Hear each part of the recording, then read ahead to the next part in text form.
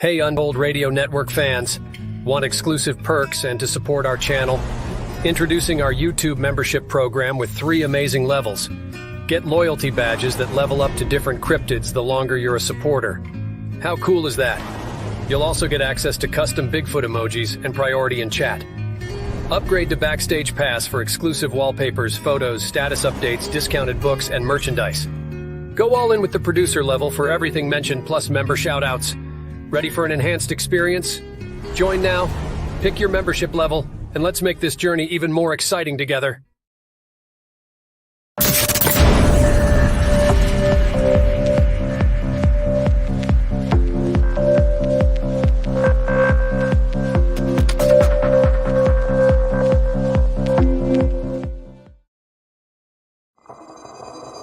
The paranormal, UFOs, monsters, mysteries. You're listening to Talking Weird. And now, from a cabin deep in the Northwoods, your host, Dr. Dean Bertram.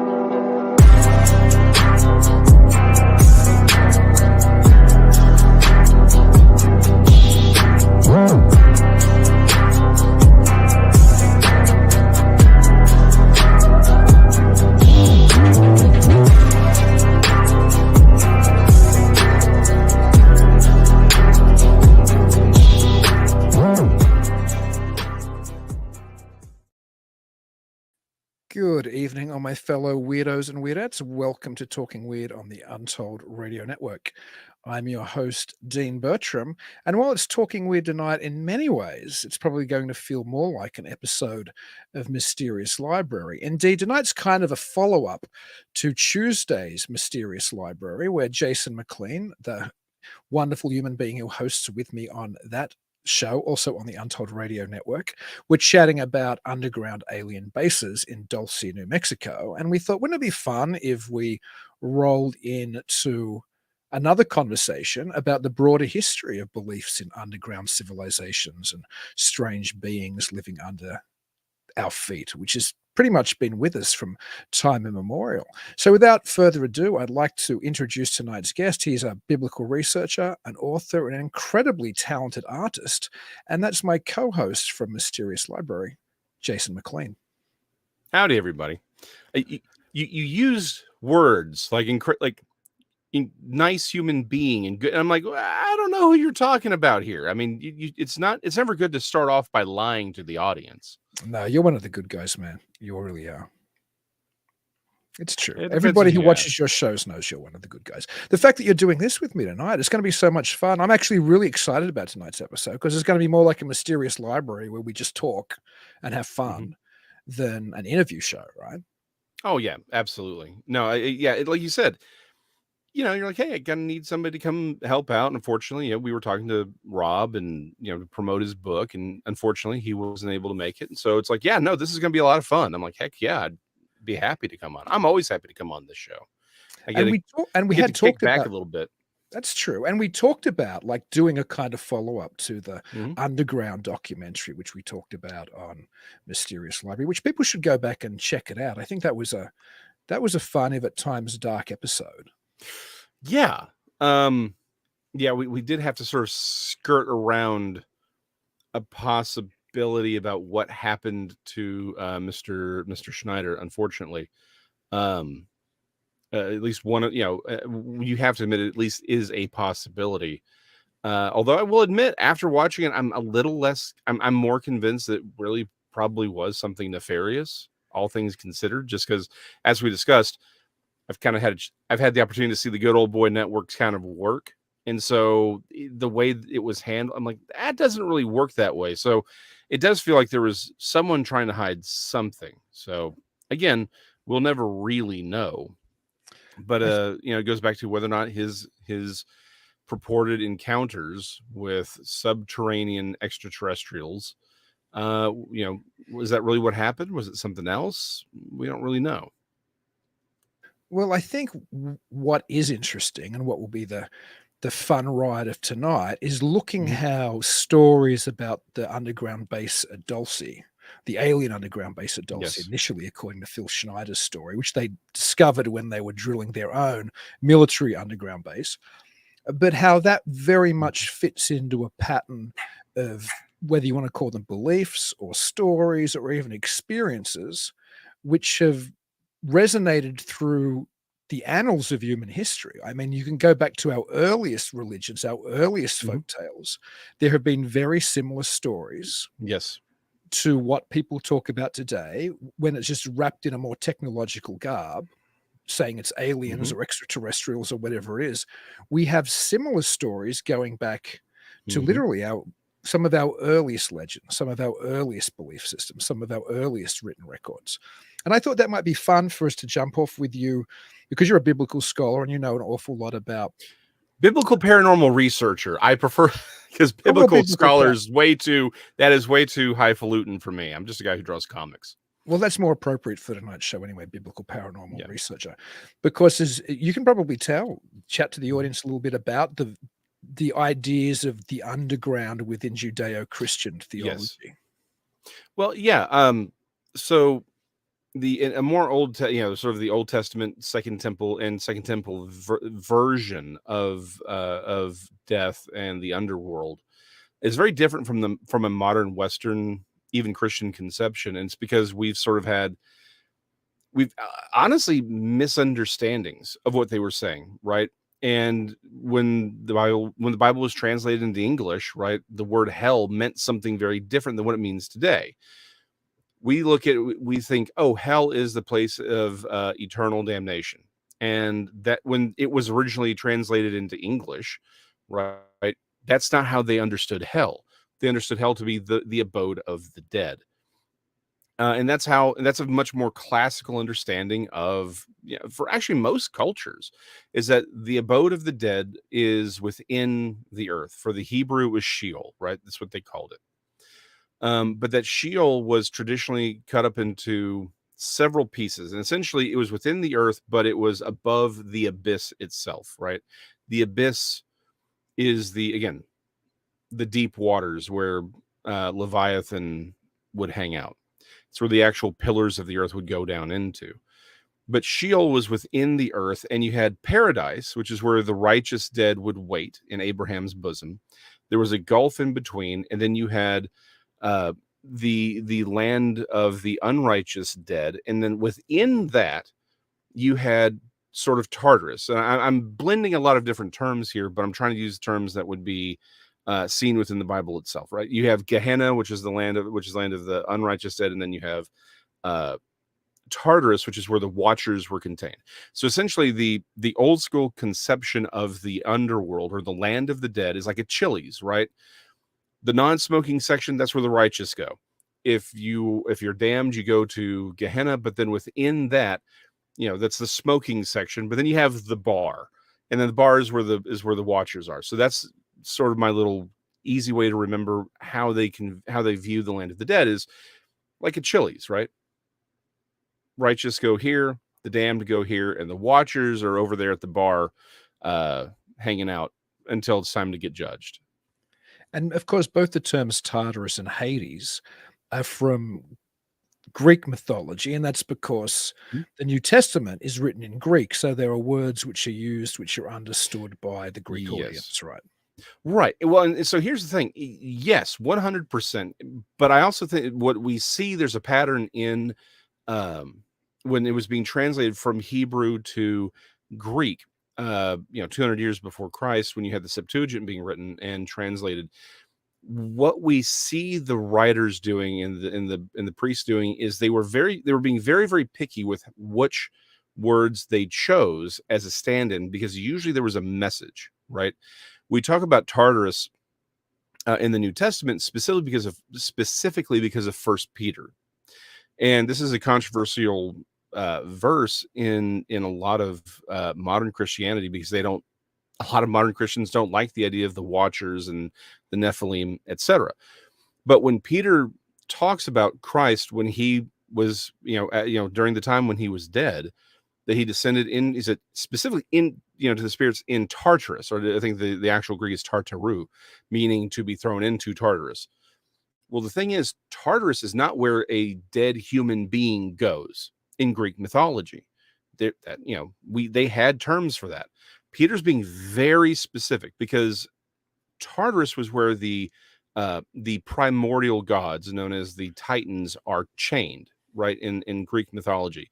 We always think of the Greek gods, we think of the Olympians. Well, the Olympians are the children of the Titans, right? Those are the primordial gods. So when Peter is saying, hey, he went to Tartarus, his readers knew, oh, he's talking about the Watchers.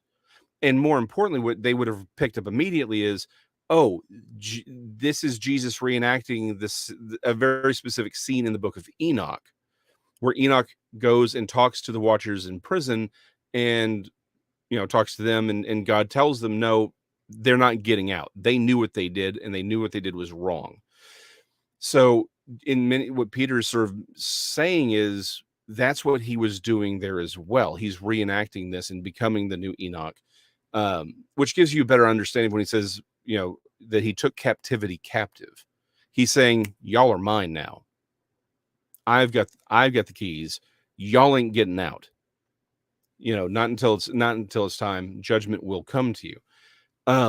But the point is, he wasn't just going to speaking to souls. The word choice Peter uses, he's telling us it is the Watchers imprisoned that he's going to, not just some random people. And it's interesting that even in the Greek, there was that delineation. So Yes. there seems to be an understanding, even prior to Christian sentiments, that Absolutely. the place where these original godlike figures, perhaps the Elohim, as Heiser explains them to be, this type of perhaps the more wicked of the heavenly host, the fallen ones, and perhaps their offspring, or are cast. There is, so even in the Greek sense, I've always found that fascinating, that so much of the Judeo-Christian concepts, which Mike Heiser does such a great job of explaining, start to make a lot of sense of other mythologies prior to it, including the underworld, which is what we're primarily talking about tonight. Yes. Well, and this is one of those things where Jesus talks about how the gospel will be proclaimed to all, on the earth and under the earth, right? There's several allusions to under the earth in the New Testament, and again, even in Revelation, talks about how no one was found in heaven, on the earth, or under the earth, which begs a lot of question: who's under the earth in these contexts? And to your point, it's not just the Judeo-Christian mindset or worldviews that had this idea of the underworld. Virtually everyone had this sort of same idea that, yeah, the dead are down there, but down there is a lot more complicated. The Leshy, fawns, we would call them satyrs today. The Fae. There is this long-held tradition of that within the earth is where these other things exist, right? These other beings, these other intelligences exist deep within the earth, and that is where that's where they go when you aren't seeing them. Is that they are down there, and we see this in Fae lore, right?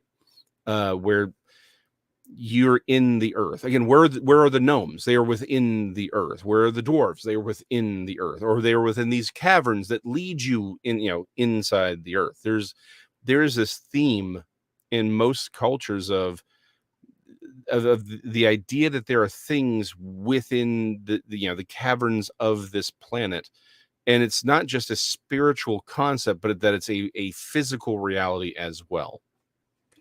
Yeah, it's interesting that the other world is so often the underworld. Yes. Like in fairy faith, as you mentioned, there's often a thought that they're just on the other side of the veil. And that's why when the veil is thinnest, at times like Samhain, they can come through. But there's also the idea, correspondingly, that they're somehow underneath the fairy forts and in the hills and under the earth. So they're simultaneously, almost today you would say, another dimension, somehow just separated from the reality we live in. But that reality also is so often placed under the earth. So I find that fascinating as well, that there's this continual idea that, as you said, yes, there could be a physical reality under there, but also that the other world which is just Yes. separated from us, is also under there as well. And Yes. that's a consistent message through much of this. The other Oh, world is the absolutely. underworld. They coincide. They're almost inseparable. And that, I guess, too, is a big part of Joshua Cutchin's ecology of souls, or at least a part of it, is the idea that where the dead go, they go in the ground, and that's also where the Mhm. fairies are and where the other things are, and it's also so Yes. it's almost like you can't escape this fact that where the other intelligences come from, which Mhm. might or might not be a different reality, is also somehow simultaneously a real physical subterranean reality. Like there's this weird blending. Yeah. Well, I think this may be one of those things where it may be a mistake of modernity, right? I always like to talk about the hubris of modernity, but it may be that our desire to make these things, right, that we've over materialized everything. If you go back even just a few hundred years, the idea, and in fact, in even most non-Western cultures, the idea that the supernatural and the material are two completely separate things, that's not a native idea. They'd be like, no, hold up, yes, there is a supernatural that is very different from us, and yes, we are material, and that is different from them. However, there's overlap, and just because something is supernatural does not necessarily mean it is also non-physical. In a very real way, the scapegoat, right, which is the goat for Azazel, which is cast out on the Hebrew Day of Atonement. If you read a lot of Second Temple period writings, it is very clear that they're like, yes, the goat is going out, the sin is going out in a representative way as well, but also in a very real way. But they sort of had this idea that even though as Azazel was in the earth and he was the one separated out, there's actually there's now becoming a greater group of theologians who are saying maybe the Satan that Jesus contended with was Azazel versus, that may have actually been who it was, or rather the fact that he went out there is because that's where Azazel is supposed to be, right? That's where the goats go out to. But that, anyway, the point is that the writing, there is this idea of the goat himself being consumed by this real monster that is Azazel. But it wasn't just a spiritual act, it wasn't just a representative act, but that there was a real tangible event where that goat is consumed or destroyed by a real tangible thing that then has to return to the earth, right? So it is a weird idea to us in modernity that something can be supernatural, intangible, and yet also material and tangible at times. But that was the general understanding of the world, and we're the odd men out in that idea. Yeah, that's very true. Nancy Malcolm has an interesting question, and that is, could under Mhm. the world refer to a layering of globes? And this is probably where we'll jump around a little bit tonight, because I wasn't quite ready to go there yet, but we will quickly. Of course, as science becomes ascendant, the idea of underground worlds doesn't disappear. Some people clearly hook it into pre-existing mythologies or pre-existing religious beliefs, while some people reimagine it within an entirely scientific kind of paradigm, including Edmund Halley, who is most famous for Yes. Halley's comets. In the Mhm. 17th century, Halley proposes a hollow earth theory which has concentric spheres within the earth. And that is Yeah. because he knew there was a discrepancy between true north and magnetic north.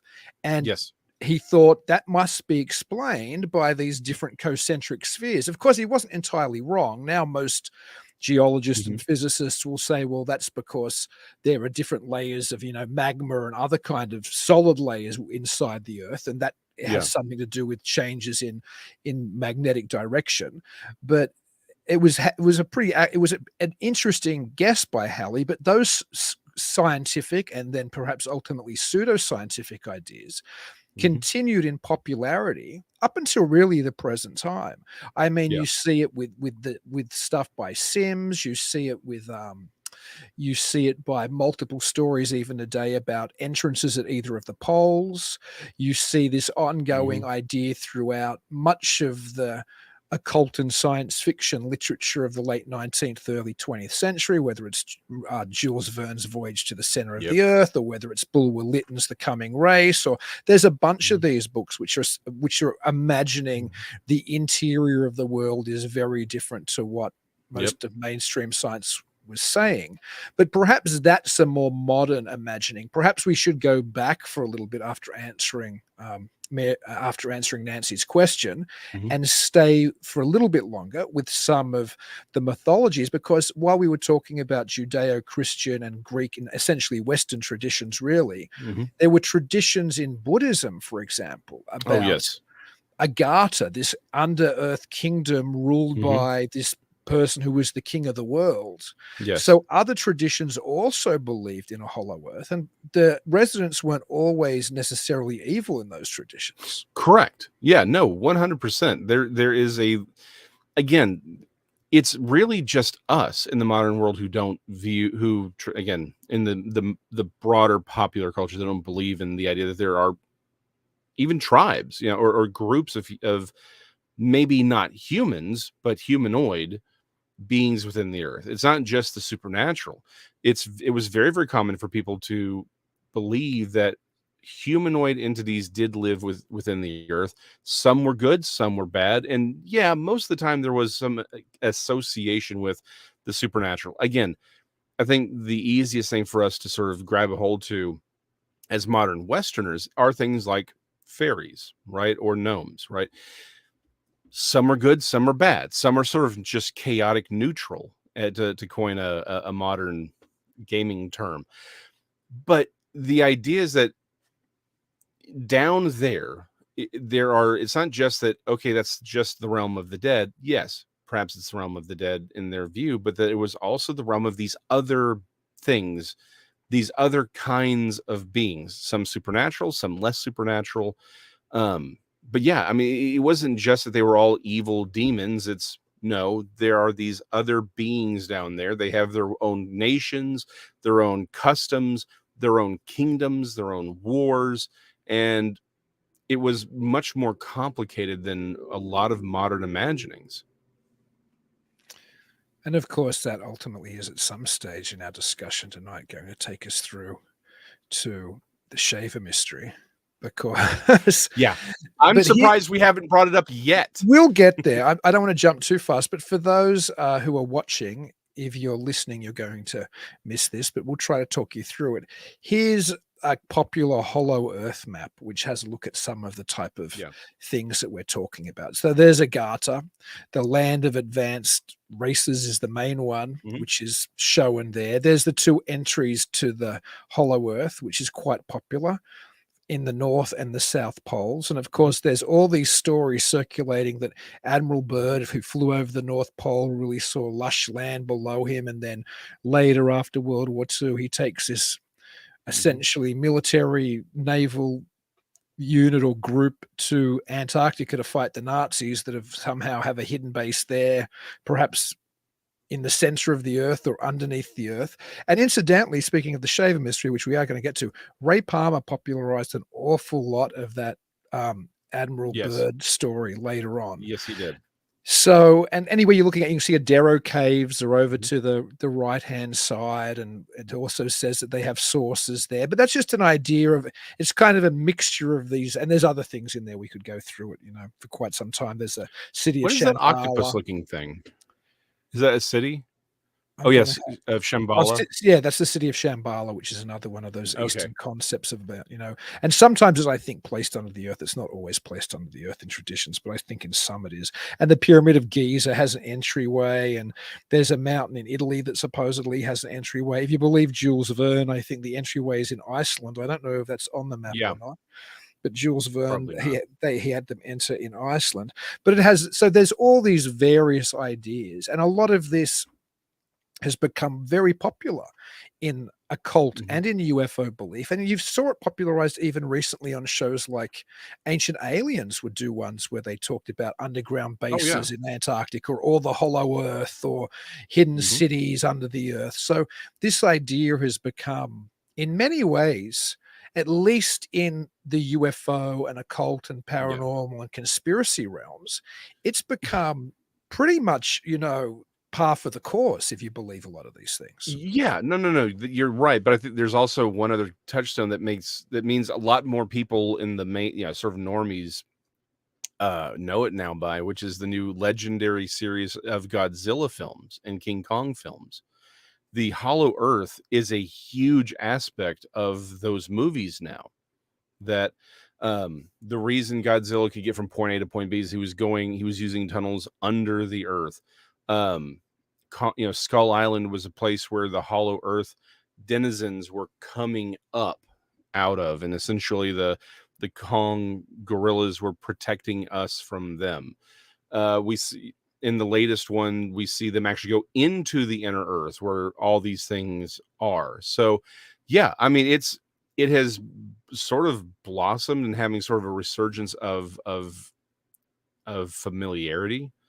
And again, to the point, it's really just been the Westerners of the last 100 years that weren't overly familiar with this idea of a hollow earth. But yeah, it's again, and I say Westerners, but it's like, well, Madame Blavatsky was talking about this, and to your point, the occult has had this idea of a hollow earth for a very, very long time, and it sort of rested within a lot of the science fiction and mystery stories revolving, post World War II, Nazi hunters, right? You had a lot of these themes of these secret underground bases that went into a hollow earth or large chambers that the Nazis had created. So the theme has really been there for a long time, but it's having that resurgence. Absolutely.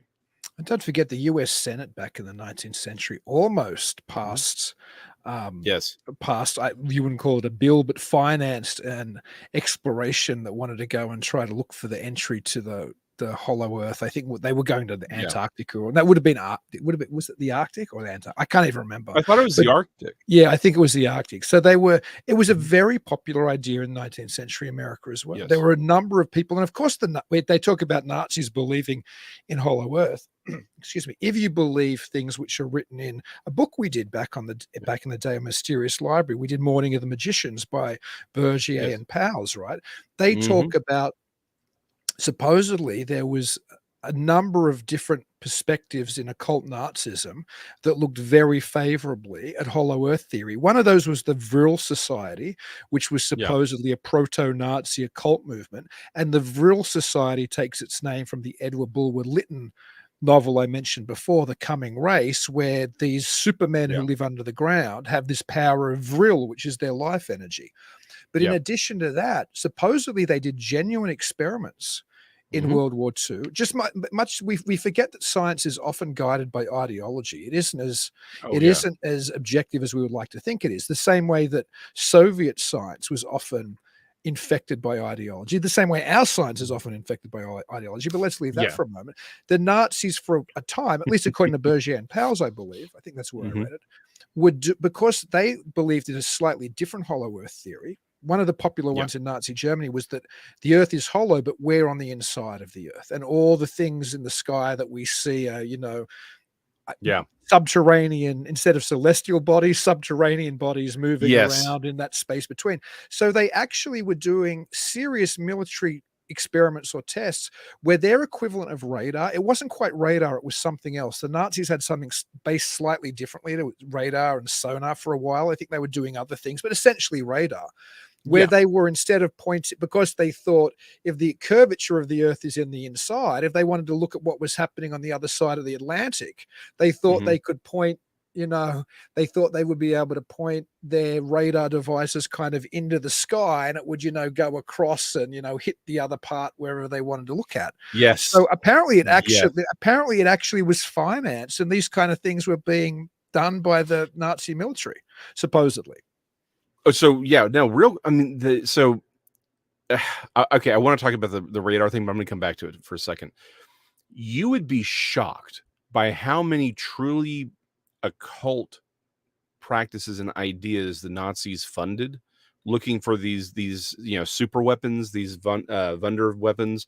I can't remember what the German is for that. My dad would be ashamed. My father specialized in European cars, so there was a lot of German and Italian that he knew and needed to know for the stuff. So anyway, and of course he was a huge World War II fan. But yeah, I mean the we see it. I was like, oh yeah, it's an Indiana Jones thing. No. They absolutely were invested in the occult in this, and they have. I just forgot the term for it, but there were whole missions that were actually successful for like doing things like finding subs and rescuing people or kidnapping people of value, where a lot of the intelligence involved was gathered using occult practices. It is not, I mean, this is one of those things where we tend to not really know about this. We think, oh, it was all, no, it was not all mechanical. Yeah, don't get me wrong. The Germans know how to build an engine, right? Nobody knows how to engineer like the Germans, but they also had a lot of this other deep occult understandings and practices, and they invested a ton of cash into it. It is nuts how deep into the occult the Nazis went. And that includes, like you said, creating these sort of proto radar weapon, sort of technologies to try and spy on the allies in America by going up. It's preposterous to us, but that was a theory that they were willing to entertain. They literally just said, look, whatever your theory is, well, if there's enough behind you, we'll throw money, see what you can make happen.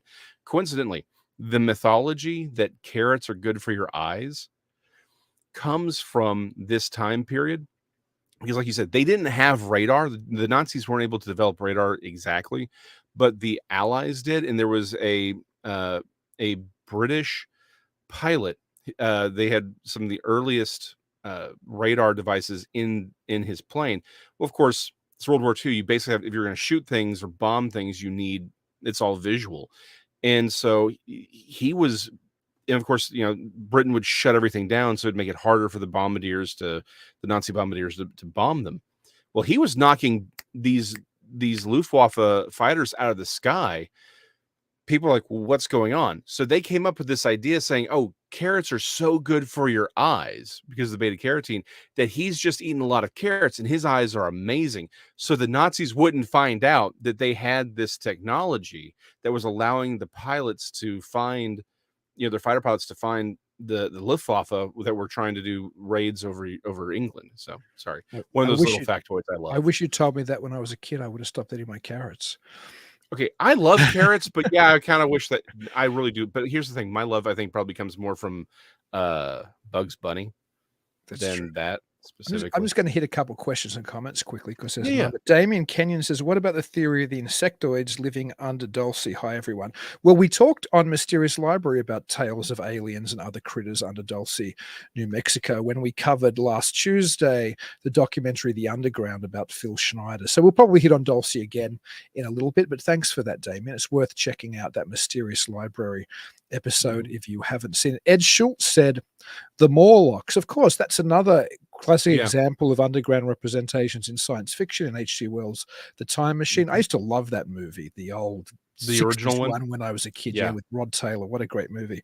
I know there was some very interesting stuff that Asper, i.e. Jay Katz or Asper, his wonderful wife, who do Down South Anomalies, also on the Untold Radio Network. It's actually probably my favorite show on this network. You should check it out if you haven't. You mean it's not Mysterious Library? I can't have my own as my favorites. I can't. Yes, you can. You absolutely can. Don't be like that. But that show is really good. Like, it's a switched on show. You should check out Down South Anomalies if you haven't seen it. But Jay mentioned, which is a great book, Subterranean Worlds, 100,000 Years of Dragons, Dwarfs, Dead, Lost Races, and UFOs from Inside the Earth, Walter Kafton Minkle. It's a great book. I've only got the PDF. I actually need to buy a copy of that book. Loom Panics published it in 1989. It's tops. It's a great. I wasn't aware of it. I'll have to look into it. It's great. It's really worth getting up. You appreciate it, Jason. And I think also there was another thing quickly from Jay and Asper here that I also wanted to hit. I actually didn't know this, or if I did, I forgot. And Jay says, didn't the Nazis send Otto Rahn out to search for the entrance, presumably to the Hollow Earth? Quite possibly. That was Yes. No, they did. Yes, 100%. Yeah, like they if it was out there, if there was a theory out there, they went for it. Because again, the Vril Society was inspirational for the Nazi Party. It just was, right? And so yeah, they bought into the whole Hollow Earth thing entirely. They sent submarines to kind of look for it with radar. But yeah, that is absolutely completely correct. And there was also a number of travel journals from the 1920s, particularly one called, what was it called? I read it back in my college days, Beasts, Men, and Gods, I think, which was about expeditions. I forget the author. Maybe Jay knows. If you do, pop it in there. Who wrote about being aware of these type of tales of Agharta and the like through his journeys into the, into places like Tibet and, the Far East. And I think a lot of those ideas, which were a big part of theosophy as well, the idea that these ascended masters might be living here on Earth in hidden places in the East, I think that trickled down into Nazi Germany. It certainly eventually trickled down into ufology, because you get people like who's one of Adamski's offsiders, George Hunt Williamson, talking about hollow earth things in South America later, I think, in some of his books. So it became a massive part and parcel of all of this. And of course, before we hit some of the more recent stuff, we do have to hit my favorite topic in the world at the moment. That's the Shaver mystery. And for those of you who are unaware, in the mid-1940s, a man called Richard Shaver wrote a letter to Amazing Stories. Ray Palmer was the editor at the time, saying he discovered an ancient proto-European, any other race's language, and you could use this kind of language to decipher the true meaning of words. And it was very popular when it was published in Amazing Stories. As a result of that, Ray Palmer continued to publish Palmer's other manuscripts, because all of a sudden Amazing Stories circulation bounced from like 135,000 to 185,000. I think by the very peak of the Shaver mystery, it was up to 250,000 circulation or something. I mean, that's in the pulp world at the time. Not only was that one of the leading science fiction pulps, it was one of the leading pulps, period. Anyway, the Shaver mystery stretched out further than an ancient language. It stretched out to Richard Shaver saying, not only did once upon a time these ancient races live beneath the earth, he was still in contact with them. And people who watch this channel and watch Mysterious Library or Talking Weird regularly probably heard me talk about it many times, but he talked about an evil race called the dero, which was a shortening of detrimental robots. It didn't mean that they were actually robots. It just meant that they were controlled almost robotically by the pollution of the ancient sun, which they'd been infected by, and of the machinery they had, which hadn't been maintained properly, and so was emanating, I guess, a type of radiation. And they were twisted and evil and wanted nothing more than to abduct humans and to torture humans and to destroy things on the surface. And if you ever found out about their secrets, they were definitely going to come after you. And then there was another type of people, the Tero, which was a shortening of what's Tero for? It's integrative robots. So it means that they were more integrated, these people, and they kind of battled the dero, and sometimes they saved us from the dero.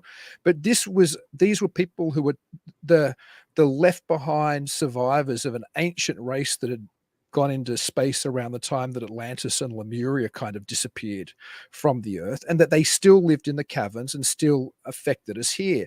And that really laid the groundwork for much of UFO belief, not only in the idea of ancient civilizations who were space-faring, who had incredible technology, who had flying saucer type devices, but it also meant that Ray Palmer had built a readership in Amazing Stories who were used to true stories about this type of proto-ancient alien content, as well as a lot of Charles Fort's materials, which Palmer would run and talk about all the time in the lead up to the UFO phenomenon as well. And then when the UFO phenomenon blew up, Ray Palmer was one of the biggest early publicizers of that, at least so far as suggesting that there was something more anomalous than it being weather balloons or American aircraft or Soviet aircraft or any of the things which were the most popular explanations in polls in the late 40s.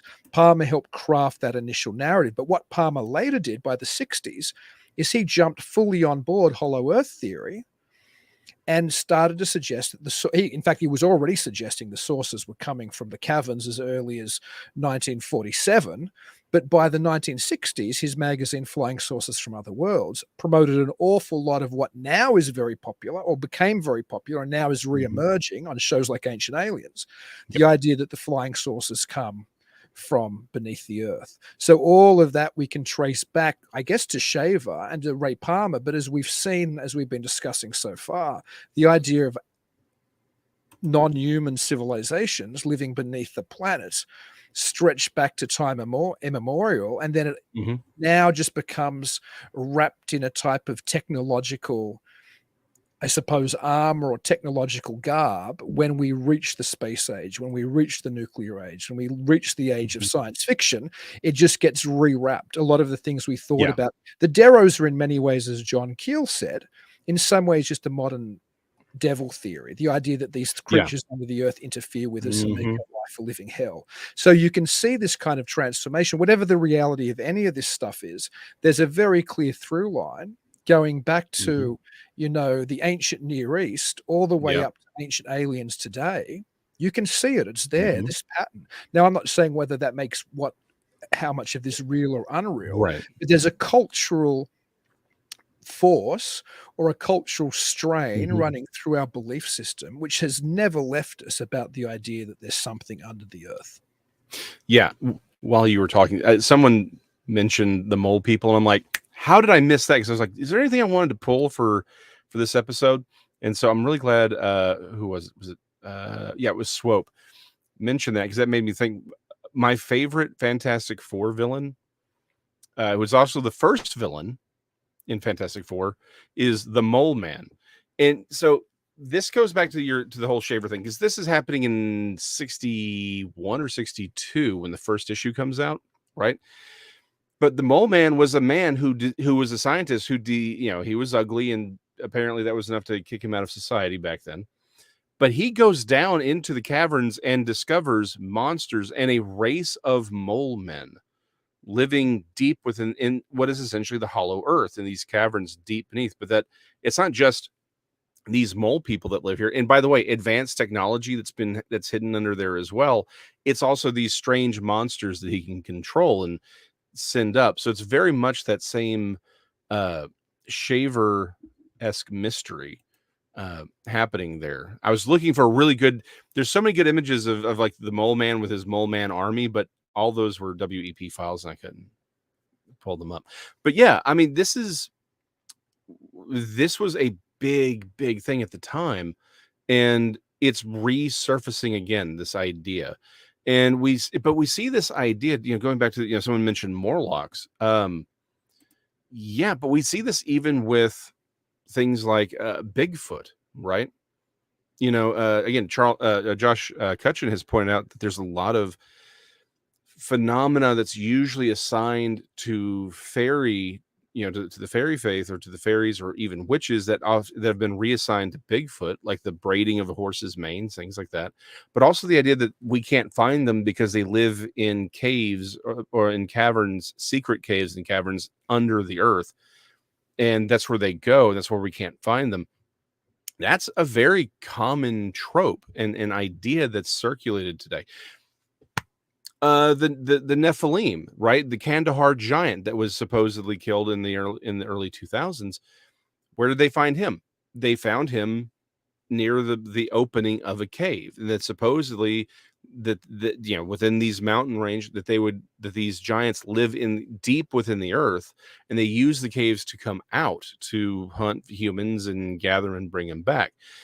So to your point, regardless of the reality of the situation or not, is irrelevant to this conversation at this point, which is simply, at all times, humans have believed that the earth has these chambers within it. It's been conceptualized differently at different times, but that within the earth, there, it's not just it's not just where the dead live, but that there's these other things that live down there and inhabit the earth that sometimes come up to us to interact with us, and they are interpreted different ways. But there does seem to be lot of overlap from time to time with some of these concepts and ideas. I think your Fantastic Four point's a great one as far as its influence on pop culture as well. Incidentally, I have very little doubt that Kirby was super Oh cognizant yeah, of Shaver Mysteries, because here's a panel of the Eternals, and yes, it has yeah, these, if for anybody watching, it has the 3 types of leftovers from ancient civilization. And one is the deviant, which is clearly the dero. One is the human, which were us. And the other one is the eternal, which is like the tero. So yep, that is, if you put dero, human, tero, you would have a lovely little kind of pictogram here of what Shaver was saying. So the same way it hmm influenced Fantastic Four, it influenced the Eternals. It's influenced all kinds of things. I mean, not just Shaver, which in this case I think is quite clear that Kirby was influenced by Shaver, oh, but absolutely, the very idea of yep, the idea that there are these things under the earth and that we are sometimes, quite frankly, at their mercy, that they affect culture, that they impact us, that the real powers that be understand some of this stuff and it's hidden from us, hmm which brings us up to Dulce, really, which is what we which talked yeah about brings us, yeah, more at some probably more length than we're going to right now. But we talked about how then that becomes part of the real UFO lore, that these hmm things are still there. This is where the aliens live, whether they're from outer space or whether they're from here. hmm The Phil Schneider story says they've been living under the ground for thousands of years. yeah, hundreds or thousands. There's one time when he mentions like 400 years. I've always said that that's always been my one thing. I don't want to get too far into it, but it's like, if they could get here, why would they wait for us to be like ready or whatever? Why don't they just conquer? But the broader point though is, yeah, I mean, that brings us right back to Dulce, which is, it's not just his story though. There's plenty of people who've made the claim that working for the military, that they have encountered beings within the earth, that they have bases deep within the earth or under the sea, and they hang out there. L.A. Marzulli has famously talked about uh, supposed whistleblowers who've claimed to him that they actually run missions in secret caverns underneath the United States and all around the world, where they're going and doing battle with creatures that sound like Bigfoot, but then also some creatures that have horns and hooves and sound like traditional depictions of monsters and demons. And yeah, in all kinds of different shapes. So this is not something that's left to uh this is not something that's been left to the ancient world. This is something that is on the fringe, but people are claiming that this is something that they are encountering. It's not just someone like Shaver, who you can question. There's reason to question, was he really interacting with these things? Was it all in his head? Whatever. Okay, fine. We'll move beyond that, because if it was just him, that'd be one thing. But there's a lot of people who've claimed to have had these encounters, and there are people who, again, alleged to be within the military that are having encounters with beings within the earth. So the simple fact of the matter is, people believed it back then, and they claimed to have encounters with things back then. People are claiming to have encounters with these things today. I have trouble saying, it's not a thing, right? There has to be some level of reality to this. It just may not be one that we fully understand, but something's definitely going on. Well, what's interesting too in relation to this today is this almost backing away in some cases from the ETs, or the flying saucers rather, being extraterrestrial. So we see Grush, hmm and you mentioned in another episode we did recently on Mysterious Library, the weasel wording of Yep. non-human occupants or whatever it is, could have been like, a monkey from a crashed Soviet, saucer or something. But it also, it seems to be at least code for people in this space to suggest that these things mightn't be from outer space, they might be from here. Yes. We've Oh, also talked about Hal it Puthoff, just quickly. Remember his yeah. ultra-terrestrial article, which we also Mhm. did on Yes, Mysterious we did. Library, where he started to Mhm. suggest maybe these things were Mhm. from here. The Crypto-Terrestrials by the late Mac Tunney's, it's a wonderful book, people should read it, Mhm. also suggests these things are from here. So we're seeing that Tom DeLonge has said they're not from out there, they're much closer, they've been here with us for, Mhm. millennia. So there seems to be this thing which is winding back to the Shaver mystery or winding back to older religious traditions as far as the placement of these non-human entities. Anyway, I'll let you finish your point that you were Oh, making. yeah, no, I was just sort of interjecting back to the Grush, uh, testimony. I caught it, but I sort of combined it with the whole, biologics point. There was one thing he said, and it got brought up again. I was listening to somebody else talk about something else connected to it, and they had it, and I heard. I was like, "Hold on, that it really stood out to me." She says, I forget, one of the Congress women said extraterrestrial, and he didn't just correct her by saying biologics. He corrected her by saying, I she says, "Oh, you mean non," she said, "I'm sorry, non-human." He goes, "Yes, I prefer non-human because I don't want to um I just forgot the exact wording, but along the lines of, I don't want to sort of create the idea of where these things are coming from, meaning it's not just non-human. He doesn't want necessarily the idea that they are coming from outer space to be the," and I was like, again, it's a weasel word, but it's very interesting how he said it, because he's saying maybe this is non-human and this is all, this is all the weird stuff, but it's not from out there. They're from over here. They're from here. Or again, going back to the interdimensional concept, that they may be interdimensional rather than extraterrestrial. But he very deliberately called that out. And I just heard it again. I was like, that's something we didn't really mention. We talked about the fact that he used a lot of these weasel words, these very lawyer-esque terms that could mean, yeah, it was a rocket that the Russians sent up and they had a chimp in it, or it was some advanced missile system that used DNA as part of the computer, right?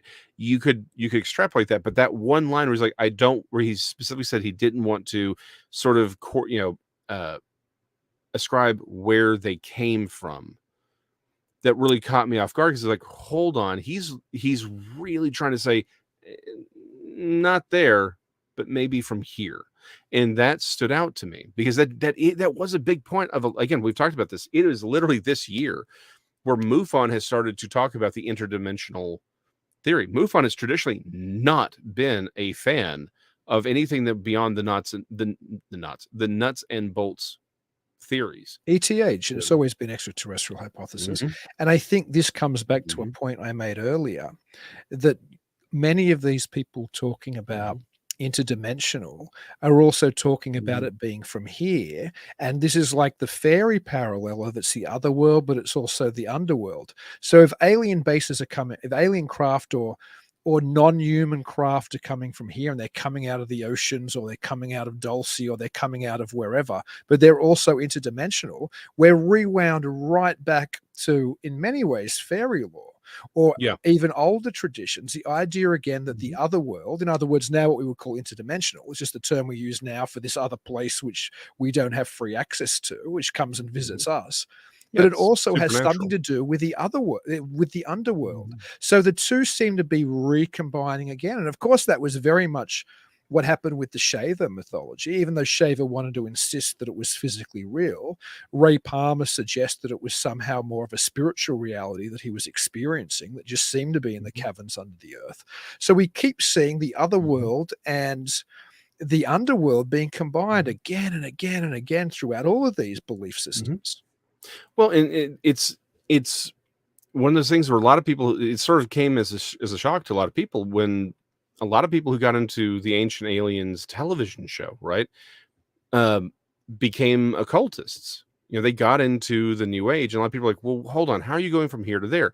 Because this theme, this underlying idea is, this is just a rehashing, or a repainting, to coin a term, of stuff that's been here the entire time. It's, we this has been a theme on Mysterious Library since, I think, the first episode, which is the gods, the angels, the fairy, the goblins, all of those things of the ancient world are just being sort of reinterpreted through a technological lens today. Now they're aliens.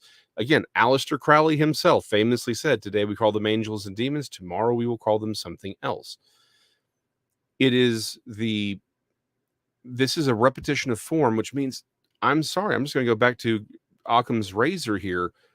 It just tells me that this is a reality of the world that we live in, but it may be a reality that's so much stranger that it's able to reinterpret itself through our, or rather it reinterprets itself for our convenience so that we have a way of understanding it. Or maybe it's to hide what it is, but it's been here. It's not going away. I couldn't agree more. And I think as you point out, the ideas in Ancient Aliens now leaning towards more an esoteric or occult explanation, the popular talking points now of it being interdimensional or somehow projected from a higher reality, as Grush was talking about. This again goes back to the early days of ufology, because of course the contactee arm were all essentially already occultists or theosophists. Like George Adamski's material, along with most of the contactees, is just theosophy in a spacesuit. I mean, quite literally. And even Ray Palmer, who I would suggest was the most influential figure in the development and popularization of UFO belief for probably at least the first decade or more. Something John Keel would agree with, something Donald Menzel, the great arch skeptic, would agree with. Plenty of people in the past realized this. We're just further away from it now, so many people have forgotten. He was looking to a channeled occult Bible called Owaspi from the 19th century to explain the flying saucers. So even his interpretations were kind of enmeshed within this way of thinking. And then it was just older occult and theosophical and what we would call today New Age ideas, which just latched on to the good or evil people coming in spaceships to harm us or to take us to a higher reality. It was all immersed within older occult traditions, basically, from the beginning. So that it's returning to it now doesn't surprise me one bit. Well, again, like going back to your point there, we see that within a lot of these earlier conversations, within ufology, you have the space brethren, which are often depicted as the Nordics, right? These tall, blonde, beautiful, blue-eyed people, and then the creatures that are performing these horrible experiments tend to be, the grays or the insectoids. They are these creatures that are non-human and terrifying. It's the same idea, right? You've got angels and demons. It's this repetition of form that, again, for me, at the end of the day, just says there's a reality here, right? I tend to go with the Occam's razor, that which requires the fewest amount of assumptions is probably correct. If I've got a lot of people telling me they see a thing and they're all describing the same thing, then I have to assume there is a thing, just that there is a thing. Maybe not necessarily that they fully understand what they are encountering, but that there is a thing. And we see this certain ideas across all cultures, right? Like the flood, like this hollow earth or this inner earth idea, and that these creatures come out and that there's a supernatural aspect to them and a physical aspect to them, and that they interact with us and they come in various forms and shapes. We're just recycling. It's not just we're recycling these ideas, we're encountering these ideas. For me, it just says, okay, that is probably closer to the reality of the subject. And going back to the idea of the supernatural being a part of this from the beginning, the famous FBI paper from 1947, like literally right before Roswell, or about the same time as Roswell is happening, everyone points to say, hey, they're talking about how some of these UFOs are basically like drones. They're being piloted remotely, and that they come from other dimensions, right? Or other talus is what's referred to. It's at the very end of the paper. Everyone sort of glosses over this. At the very end of the paper, it says that all of these understandings and this information was obtained through supernatural means. Ouija boards, seances, again, hallucinogenics or psychedelics have always been a part of the UFO culture and in the UFO research. Again, the machine elves are no different from the Greys in a lot of encounters.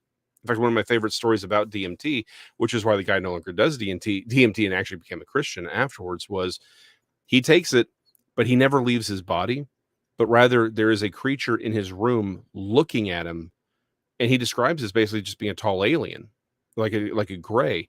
And he said that's when it occurred to him the creature was always there. It was just waiting for him to leave his body. So there's a reality here, and we're encountering it. It does seem like it's just being reinterpreted for the modern day.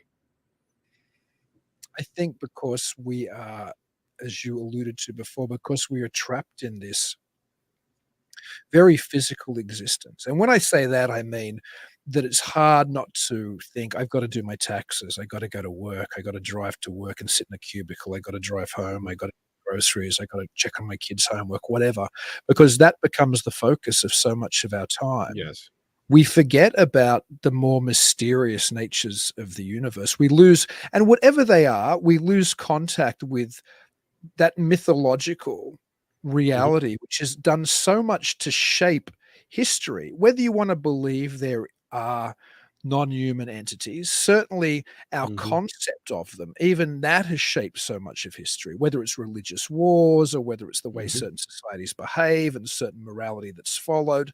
Traditionally, this belief in the other world has been such a vital part of who we are as a species. And today, most people are so busy with life, and when they're not busy, they're so tired, they're laying on the couch consuming rubbish on Netflix, that they forget that there is this other higher reality. And Yeah. again, whether you want to believe it's a Yes. genuine higher reality or whether it's just that we used to have this mythological system which was so formative to culture that we really can't escape it whether we want to or not. So when we focus on the physical, our encounters and our understanding of this other reality today seems to have to be trapped within or have to be tapped in scientific terminology like extraterrestrials or interdimensional. We have to try to, even when we encounter the other, we have to try to explain it within something that fits that humdrum reality that we live in. Yeah. But historically, we've been taught this other is different to us. It can interact with us, but it isn't us, which we try today to think to somehow make it like us or understandable. It never was. Yeah. Well, and to your point, there were protocols on how to handle these other things. In fact, I was talking to a friend of mine like a couple weeks ago. I mentioned, it's only been very recently that we forgot how to interact with these other things, and that there were protocols for when something happens. I think we've talked. I can't remember if we talked about this on Mysterious Library or not. Absolutely. I'm fascinated with the fact that fairy faith used to have very marked out ways that you dealt with the other crowd. But no, I mean, we've talked about that, but this idea, I don't know if we've talked about it on that show, but one thoughts that occurred to me very recently, it's really kind of troubled me, is even you go to Appalachia or certain places today, they'll still tell you, hey, if you're walking on a trail and you hear someone that calling you to leave the road, don't do it because you didn't really hear that, right? This is a very old teaching of, hey, there are things out there that want to draw you out into the wilderness where you will die. That is what happened with satyrs, right? There's a reason panic literally comes from the Roman god Pan or the Greek god Pan, right? The Leshy, these, the Shahadim, where do they live? They lived in the wilderness, right? This idea is very, very old. And it just occurred to me, for all the people who go missing, how often we just sort of assume, oh, that's the thing that's out in the woods. It's the thing that's out there. What if that stuff's just as active in the cities? It's just all of those deaths, all of those misfortunes, because those things are now working there.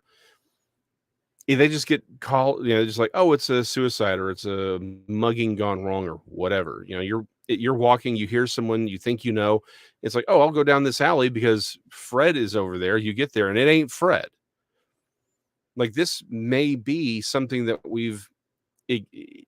it's almost as it's sort of changed with our times, or as we're reimagining it, it may be actually more dangerous to us in that way because we're sort of forgetting that it's even real. In our attempt to make it in our own image, it may become more dangerous because we forget that it's dangerous. In the same way that the pet alligator is mistaken for a true pet, instead of just realizing no, it's a wild animal that just hasn't decided to eat you yet. Well, yeah, I think that could very well be the case with some of this stuff. Speaking about disappearances, I was going to mention it before. I always found it interesting in David Paulides' work that Yeah. people often went missing in granite fields and where boulders were, and I thought, I Mhm. bet Shaver would have something to say with that. Yes, I he bet would there were have. caverns or caves nearby, Yep. So, I mean, who Mhm. knows? That might tie in. Speaking too of Bigfoot and under the earth, as you mentioned before, there's a letter published on Shavertron, which is the website of Richard Toronto, the author of War Over Lemuria and Shaverology and a number of other books on Shaver, and who used to run the fanzine Shavertron. That's what the website's named after. But there's a letter from an occultist come Hollow Earth theorist who had dealings supposedly with Shaver that he sent to Really? Toronto. And he said when he talked to Shaver in the letters, who knows if this is true or not, the man could have been delusional or forgotten or been lying. Shaver described some of the dero as like essentially Bigfoot creatures. He didn't use the word Mhm. Bigfoot, but he was like they were hairy and they were smelly and they were, in the caverns. So who Yep. knows? Maybe some of these abduction stories, which are related to Bigfoot appearances, have something to do with the underworld as well. And I think that's part of some Native American traditions, right? That Oh, they it live is. in the underworld. Oh yeah, like again, we mentioned that earlier. But here's the thing: like the earliest depictions, the earliest Christian depictions of devils or of Satan was not based on Pan or an angel with wings. It was this hairy monster that smelled of sulfur and lived in the earth. Like the older the artwork, the more likely it is to be this hairy beast, right? It's a lot of people. Nick Redfern actually got into a lot of trouble. I mean, it's years ago. I mean, I'm getting way too old for this, but he got into trouble because that's with the Bigfoot community, because he talked about the fact that, hey, there's plenty of stories of seances calling up these beasts that could be very easily described as Bigfoot, right?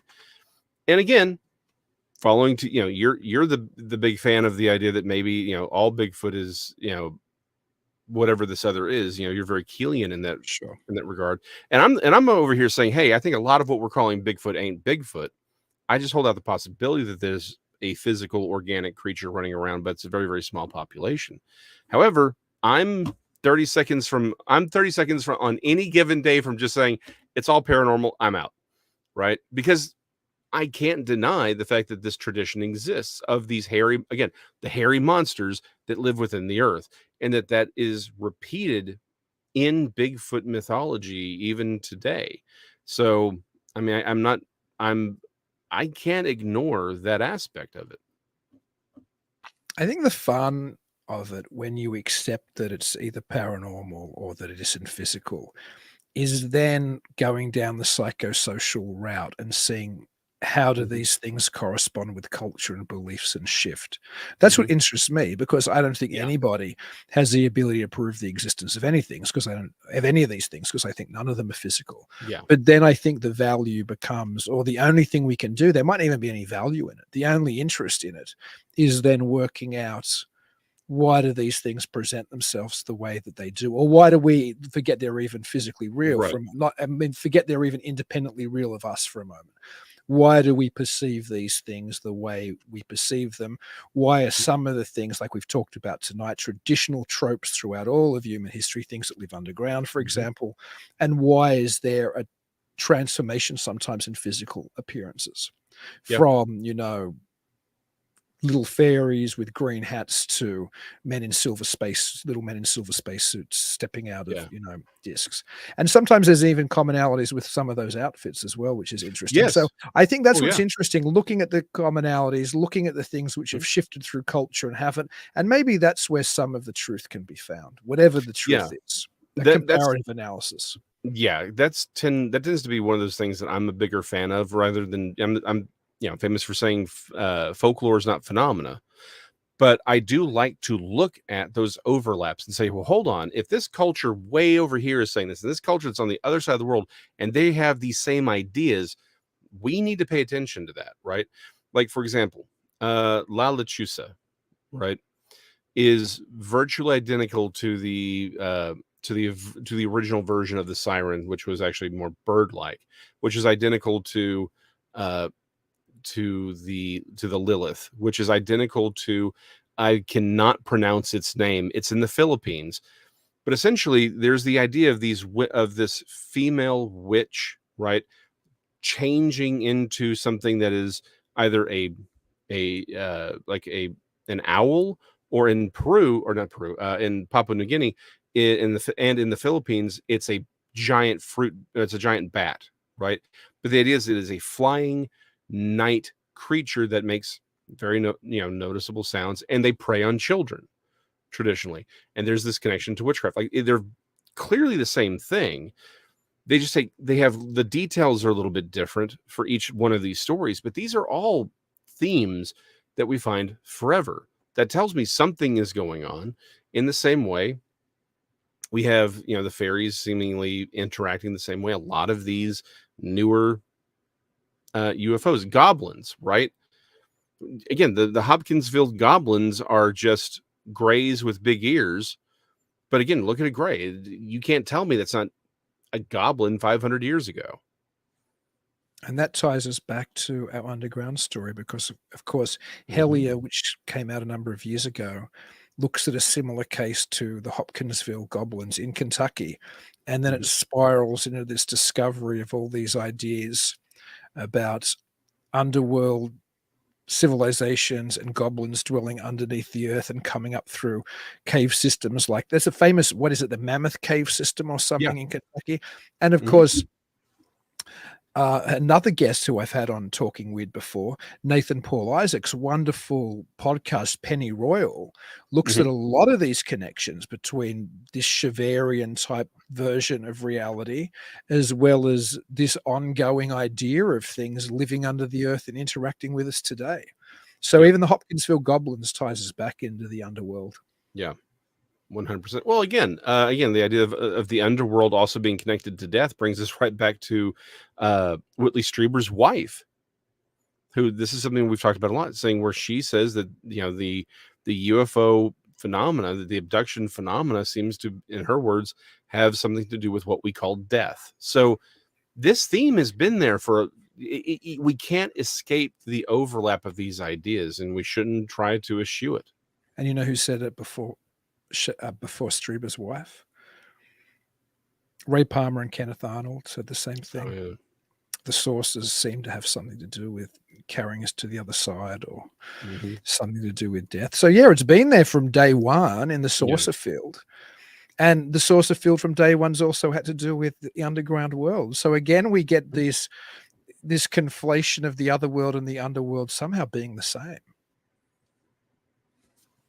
I mean, yeah. I mean, it's there. There's nothing more that we can say on that. It's just always been there. We need to understand that there is a reality. And so we need to accept that and sort of move on and start getting more information, because if we don't actually suss out the truth ourselves, I don't think we can trust the people in the suits to tell us what that is. Well, the people in the suits mightn't even know, to be honest. I mean, I'm often of the suspicion that it doesn't mean nobody in any government agency at all doesn't know, but I suspect that a lot of the type of front agencies, whether it's Arrow or Blue Book or anybody else, do they really have, if my position or Keel's position or any other person in this space who has a more, supernatural or paranormal or psychosocial interpretation, if any of those are correct, do we really think that Air Force officers investigating reports of strange lights in the sky are going to get closer to the truth than any civilian researcher? How do you? How does the additional budget of the military get you any closer to discovering the secrets of life and death than a civilian researcher just out there in the field? Well, Norio Hayakawa would agree with you on that, and again, my point is, whether by inability, and they're just going to create an illusion that they know what they're talking about, or because Possibly. of deliberate disinformation, because they want to manipulate us to spend more money or take more of our rights, whatever. My point is, Mhm. I don't think the truth is going to be coming from those people in those suits. That is my only point. Agreed. And And I'm we sure there's need to, disinfo. oh Absolutely. yeah. And again, here's the problem. It may be all of the above. It may be they have no clue what's really going on, but they sure as the world are going to use it for, for funding and whatever else they want to do. And incidentally, some of it they might very well know what it is. Some of it, like the Tic Tac stuff, might just be a Mhm. psyop or our own technology. But that Yeah. might be very different to the Shaver mythology, the Fair Mhm. Folk, and Gehenna that we've talked about tonight. They might have nothing to do with each other. And I Yeah. think that, again, as I've said a number of times, the problem is I don't think there's a UFO phenomenon. I think there's UFO phenomena, just like I think Yes. that Mhm. anything in life you can't just, if you talk about what's in my kitchen, there's all kinds of the things in Dean's kitchen. It could mean food, it could mean a Yeah. blender, it could mean a toaster, it could mean the book I've got on the counter. They mightn't be Yeah. the same things, but UFO believers, as soon as they get a sense that it might have something to do with UFOs, they tend to slot it into whatever their belief system is. While Yes. my belief system leans to the Keelian or Verlaine or a psychosocial type position, Mhm. I'm still quite happy to say, well, that light in the sky might have nothing to do with my belief system. The light in my back Mhm. 40 might be some, who knows, ball lightning or something. The thing in the sky Mhm. might be Venus misseen. The thing that I see when I'm, driving down the street at night might be me misunderstanding a light on my windshield Mhm. reflecting. And perhaps, just perhaps, the thing that stands next to one's bedroom at night and wakes them in terror really is supernatural. Yes. Then again, it might just be night terrors, But all of these things Right. are entirely different phenomena. They don't have anything to Mhm. do with each other. But we Yep. tend to want to, when we believe something, we tend to want to go, okay, well, that must be a gray alien next to the bed. That thing in the back Mhm. 40 must have been a UFO landing. That thing high in the sky must have been a UFO up there high. Those lights in the window weren't a reflection. It was a fleet of UFOs traveling with me. And it's so easy to do that. But I think it's a big mistake that we make when we want to make everything which is Yeah. anomalous or which seems anomalous Mhm. fit our belief system. I think we're really trapped. And that Yeah. is in many ways what John Keel meant when he said belief is the enemy. Because Yeah. when you believe something that strongly, which you don't have any real reason to believe, you're going to Mhm. start fitting everything into that pattern. And there isn't even really a pattern. You've just developed it. Yeah. No, 100%. Well said, sir. Well, man, what a great joy talking to you tonight. I think we pretty much run the gamut of underground civilizations. Nope, completely agree. Which is why I got to throw the Fantastic Four one up one more time. I love it. Fantastic. Pun Hey, intended. exactly. And well, again, just because of my love of Kirby, we got to throw the Eternals up there one last time. I'll take Jay's comment off. Yeah, that's such a great panel, and it's wonderful to see how Shaver influenced Marvel so much. Well, clearly they influenced everybody because, again, as we've talked about, Ray Palmer is the inspiration for the Adams civilian name. Like, clearly they knew what was going on. They were, and Kirby's work is all ancient astronaut shaver stuff anyway, in a lot of ways. Not just the Eternals, but you have the work with actually, so the Eternals, the Celestials, all the same thing. But then you have his work with the Fourth World with Darkseid and the New Gods. Like that is all 100% originally sort of that shaver ancient astronaut theory belief. By the way, so he was a good Jewish boy, right? Have you ever seen Kirby's work on God? Like he did his own independent No, work. I don't think I've ever seen it. I'd love to though. It is absolutely fascinating. It is fascinating. So that's something we could probably do for Mysterious Library. Do some Yeah. artwork from time to time. But yeah, you can see where he's taking these ideas and sort of thinking of them from this very traditionally Jewish mindset. It's fascinating. So where can people find you, your other shows? I know you've got some cool stuff coming up. I'm not sure if you're willing to Yeah, talk about that yet or not. Yeah, I can talk about some of it. So again, obviously, I'm here every Tuesday with you on Mysterious Library, and that's a great place to find me. SerialPapers.com is currently down. I'm having to rebuild it, so I'll put up just we're having to put up a temporary thing for now. Nothing.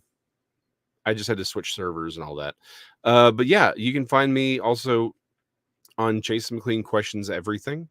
Yeah, I'm there. We're going to be making some changes here pretty soon, but you can find me. Donnie Cho is there. We have you from time to time, and I actually just started a new thing called Jason's Health Journey, and links are all over on Jason McLean Questions Everything. And I'm on my own personal health journey to get fully healthy. I've lost 70 pounds.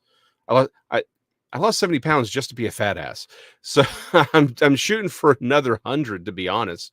And so it's about my journey and learning how to be truly healthy, not just lose weight, but be truly healthy, spiritually, mentally, and physically as well.